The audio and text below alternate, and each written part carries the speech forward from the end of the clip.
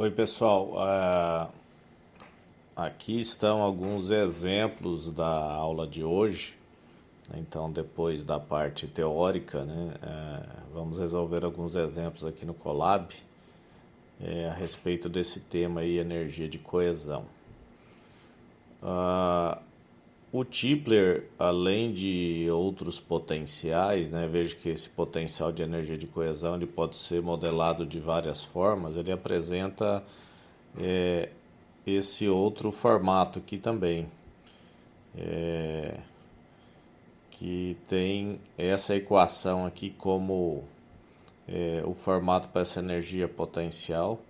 Então ele fala que a energia total de um íon em um cristal pode também ser escrita dessa forma aqui, onde esse R0 é a distância de equilíbrio, né? Então se a gente fizer R igual a R0, essa equação vai ser simplificada dessa forma.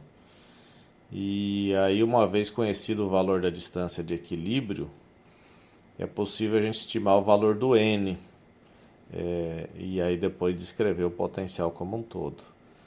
A partir então da energia de dissociação ou energia de rede desse cristal iônico, que é a energia necessária para decompor o cristal. Então, se a gente pegar o caso do NaCl, o valor experimental para essa energia de dissociação é dado como 770 kJ por mol. E a gente vai querer saber em electronvolts, né? Então, usando essa relação de 1 electronvolt como sendo 1,602 vezes 10 elevado a menos 19 joules, e o fato aqui de que 1 mol de NaCl contém Na, né, que é o número de Avogadro, pares de íons, né, um íon Na e um íon Cl. Podemos expressar a energia de dissociação em eletronvolts por par de íons. O fator de conversão entre eletronvolts e par de íons, então, a gente pode, para kilojoules por mol, a gente pode calcular usando esse código. Então, vamos definir aqui o eletronvolt como sendo 1 eletronvolt por par de íon, número de Avogadro, e o fator de conversão de eletronvolts para joule, que é 1,602 vezes 10 a menos 19. Assim, se a gente multiplicar todos esses termos e dividir por 1000, a gente então obtém esse fator de conversão em kilojoules por mol. Então, se a gente rodar aqui o nosso código, a gente vai encontrar que o fator de conversão entre elétrons-volts por par de íons e kilojoules por mol é igual a 96,47 kJ por mol. Só mais um momento aí que o Google vai nos dar a resposta. Pronto. Então, a energia de dissociação do NaCl, que é dado como 770 kJ por mol, se a gente usar esse fator de conversão para obter eletronvolts por par de íons, a gente encontra então que essa energia é de 7,98 eletronvolts. Então agora a gente pode fazer essa conversão para obter o valor dessa energia potencial, né, na distância de equilíbrio, então que vai ser menos a energia de dissociação vezes o fator de conversão para joule. Se a gente lembrar lá, a constante de Madelung para o NaCl é em torno de 1,75, distância de equilíbrio 200,282 nanômetros, a constante K, o valor da carga do elétron, e fazendo algumas manipulações aqui nessa equação, a gente pode escrever ela dessa forma aqui. E finalmente encontrar o valor do N. Então, fazendo essa conta, a gente encontra um N igual a 9,46. Se a gente arredondar, a gente tem algo em torno de 9. Então, para essa equação, para calcular o potencial interatômico, para o NaCl, a gente pode usar o N igual a 9, né, como nós encontramos aí.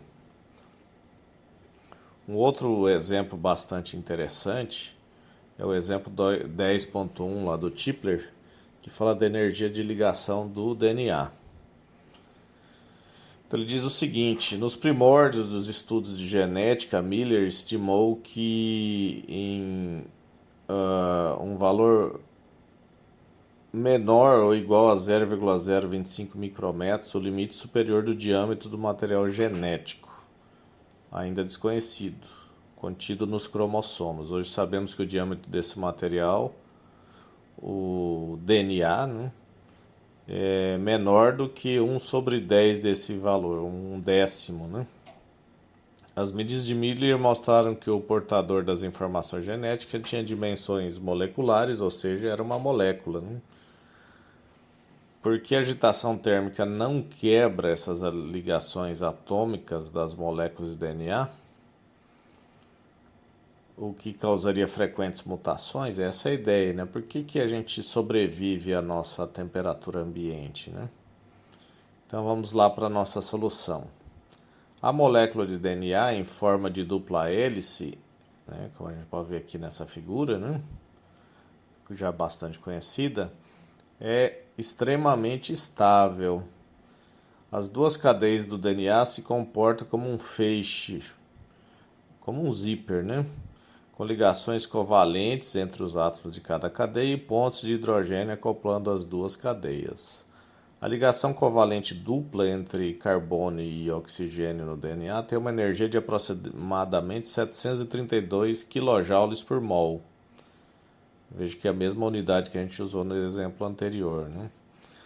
A energia das pontes de hidrogênio é cerca de 10 kJ por mol. Veja como é bem diferente, né? Como a gente já discutiu, né? Energia devido à ligação covalente e energia devido às ligações moleculares, e nas interações moleculares é muito menor, né? Então, a energia de dissociação de uma ligação covalente do DNA em elétron-volts por molécula, né, fazendo a conversão, a gente pega aqui a energia de ligação covalente, 732 kJ por mol.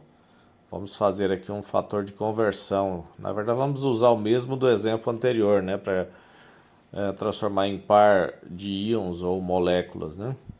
E se a gente rodar, a gente encontra então que continua sendo uma energia bem alta, né, a covalente 7,59 elétron-volts por molécula. Agora vamos ver aqui quanto que corresponde isso na ponte de hidrogênio, né? Se a gente usar o mesmo fator de conversão, a gente encontra aqui para a ponte de hidrogênio ou ligações de hidrogênio no DNA, olha só, 0,10, né? Então de 7,6 elétron-volts por molécula quando é covalente, nas pontes de hidrogênio é muito menor, 0,10 elétron-volts por molécula. Mas para responder a pergunta final, né? Por que essas ligações não se quebram, né, na temperatura ambiente? Vamos estudar aqui a 300K, que é a temperatura ambiente padrão, né, 23 graus Celsius mais ou menos. Energia média de agitação térmica em elétron-volts, como a gente já até calculou anteriormente, né? Pode ser calculado por 3 meios de kT, usando o fator de conversão. A gente encontra então que a energia média de agitação térmica é 0,04 elétron-volts. Veja que é ainda bem menor do que a energia de dissociação das pontes de hidrogênio. Então esse é o motivo de as nossas moléculas, né, do DNA não serem destruídas na nossa temperatura ambiente, né, porque é uma energia bem menor do que a necessária para a gente ter a dissociação dessas ligações. Então, assim, a energia térmica à temperatura ambiente é muito menor que a energia necessária para romper as ligações covalentes de uma das cadeias do DNA, ou mesmo que a necessária para separar as duas cadeias da molécula. É isso. Vamos para mais um exemplo aqui, o exemplo 10.2, que fala da distância de equilíbrio do de equilíbrio R0 em um cristal de NaCl. Calcule a distância de equilíbrio R0 em um cristal de NaCl, sabendo que a massa específica do NaCl, Rho, é 2,16 gramas por centímetro cúbico. Suponha que cada íon ocupe o volume de um cubo de lado R0, como aqui nessa figura, por exemplo. Teríamos aqui uma distância R0 aqui.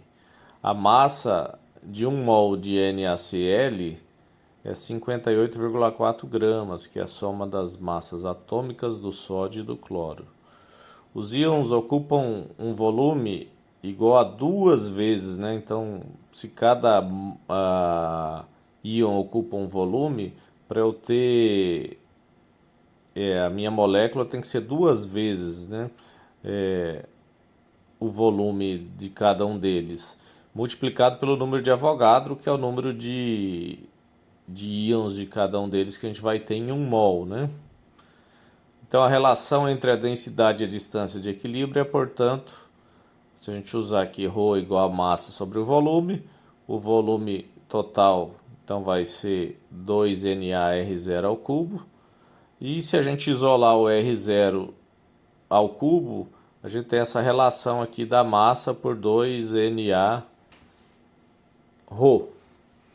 Se a gente definir todos esses valores agora e tirar a raiz cúbica, né, dessa relação, a gente consegue encontrar o R0, como a gente já tinha visto anteriormente, né, 0,282 nanômetros. Eu vou deixar para vocês darem uma olhada aqui. A gente tem mais um exemplo agora para calcular novamente o valor do R0 usando uma medida de difração de raio-x. Está tudo bem explicado. A gente vai encontrar o mesmo valor. Tanto para quando a gente usa como radiação gerada por um alvo de molibdênio, que vai ter essa comprimento de onda 0,071 nanômetros, quanto para quando a gente usa um alvo de cobre, cujo comprimento de onda vai ser 0,154 nanômetros. E obviamente a gente tem que sempre encontrar o mesmo valor.